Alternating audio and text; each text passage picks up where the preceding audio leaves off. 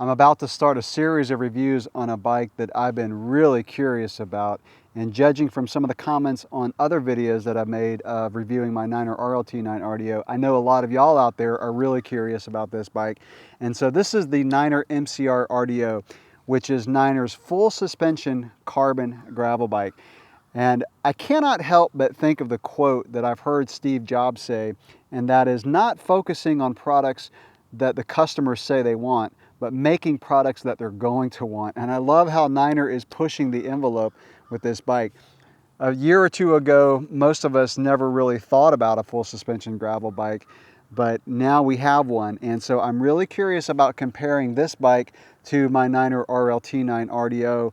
And I'll be doing some back-to-back comparisons. I'll be focusing on the situations where you may want a full suspension gravel bike versus a standard one. So this video is going to be my first look at the bike, which I typically do in my series of reviews. So I'm going to take a good close-up look at this bike, which I think is going to be cool because, like I said, this is like no other bike that I've seen or ridden. I will not talk about the ride quality because really I haven't ridden it other than around the yard. But I want to say one thing, and that is that when I went over a square edge bump, so where the driveway hit the grass and there was that 1 inch of pavement, the rear suspension absorbed it like it was not even there. Honestly, better than any of my full suspension mountain bikes.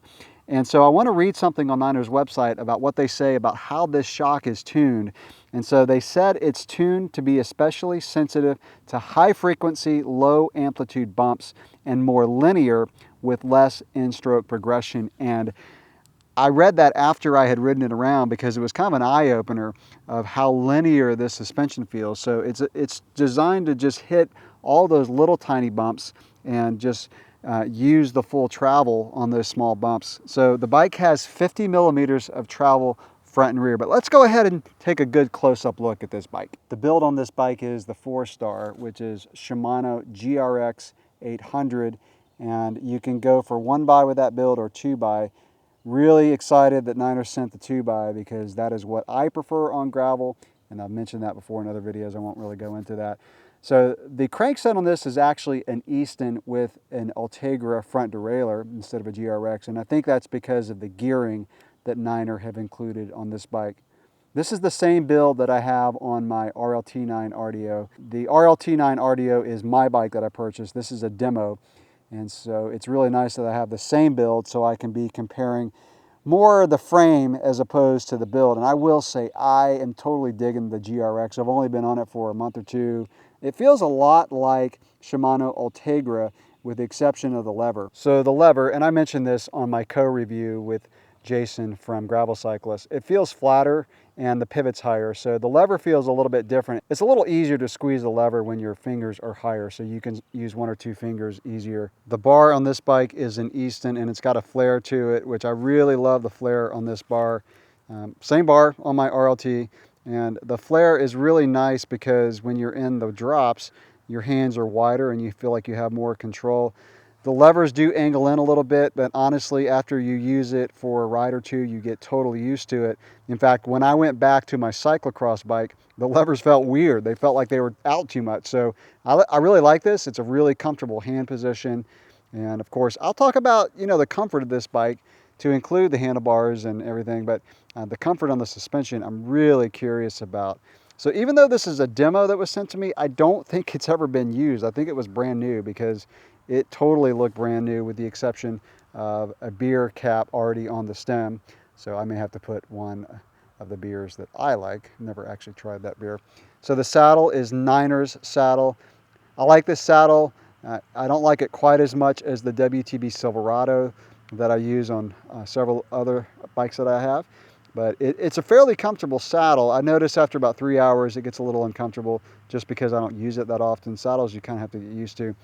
It's got the RDO seat post, which flexes a little bit. So this bike is going to have a lot of comfort with the suspension and having this RDO seat post, which gives a little bit of compliance. This bike has the Stans Grail wheel set, super solid wheel set. I actually really like this.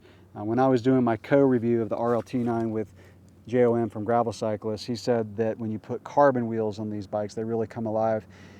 I think carbon wheel is a little harsh for me for gravel bikes. However, this being a full suspension gravel bike, it might be totally sweet. So I still have a pair of tough gravel wheels that are made for cyclocross and gravel bikes, and so I'm going to be probably putting those on this bike after a few rides and really seeing how they feel, because they were a little harsh on long gravel rides, but again, with the suspension, that might not be an issue at all. And you've got Schwalbe G1 tires. I've used these tires a lot on gravel roads. One of my favorite gravel tires. Probably not the best for single track, which I am going to be riding this bike on single track, and the tough carbon wheels that I have do have a little bit more tread. They're the Maxxis Ravengers, and so I'll be probably using that tire when I ride single track, because I think this bike is going to be extremely versatile, and that's probably going to be the strength of this bike. So the rear brake is a Shimano GRX, same brakes that I have on the RLT9, and it's got a 160 rotor in the rear. So the front brake is also a 160 rotor. However, instead of a GRX, it's got a Shimano SLX brake, which I assume is because of the fork. So it's probably the way it mounts onto the fork. I'll do a little bit more research on that, but I just wanted to point that out. Now let's look at the suspension, because of course that's what sets this bike apart from almost any other gravel bike out there. And so it has a suspension fork, which I've seen this fork on some gravel bikes.